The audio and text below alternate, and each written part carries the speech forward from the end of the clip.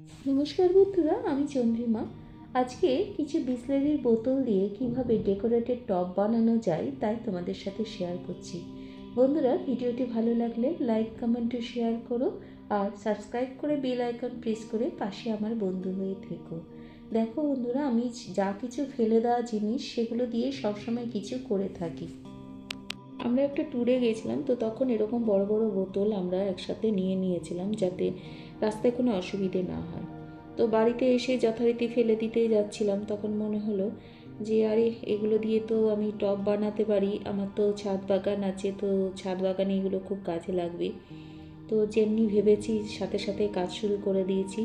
আর কালারটা না, তোমরা একটু দেখলে ভালো করে নিশ্চয়ই বুঝতে পেরেছো, তা আমি বলে দিচ্ছি। কালারটা আমি কিন্তু ভেতর থেকে দিয়েছি, আর ভেতর থেকে দেওয়ার জন্য প্লাস্টিকের একটা সাইন আছে না, সেই সাইনটা ভীষণভাবে দিচ্ছিল, বেশ গ্লেজ দিচ্ছিল। তো ভালো লাগছিল, বেশ অন্যরকম। আমি যদি ভেতরের দিকে কালার দিয়ে একটু না শুকোতাম তাহলে কিন্তু বাজে লাগতো। তো পুরোটা শুকিয়ে যাওয়ার পরে কিন্তু আমি তারপরে এখানে ড্রয়িং করেছি। ড্রয়িং করার পরে তারপরে কাজগুলো পরপর করে যাচ্ছি।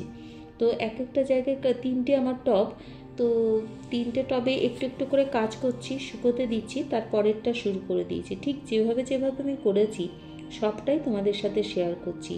যে একটা টব পুরো কমপ্লিট করলাম, তারপর আরেকটা টব ধরলাম, একদমই তাই নয়।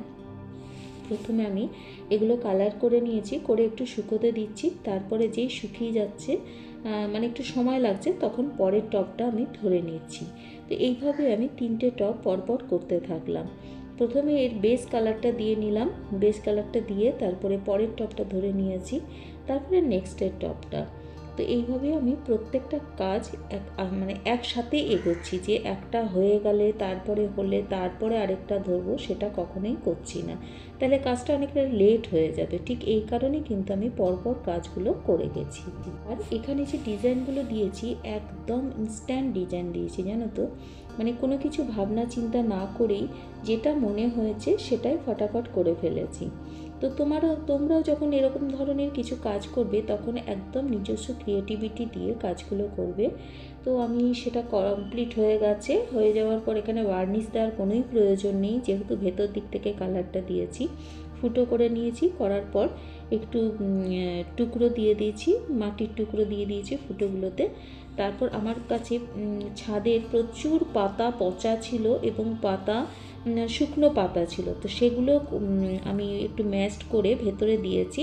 তারপরে মাটি দিয়েছি, তারপর গাছটা দেওয়ার পরে আবার ওই পাতা গুঁড়োগুলো দিয়েছি, দেওয়ার পর আবার মাটি দিয়েছি। মানে টবটা না খুব হালকা হয়েছে, জানো তো।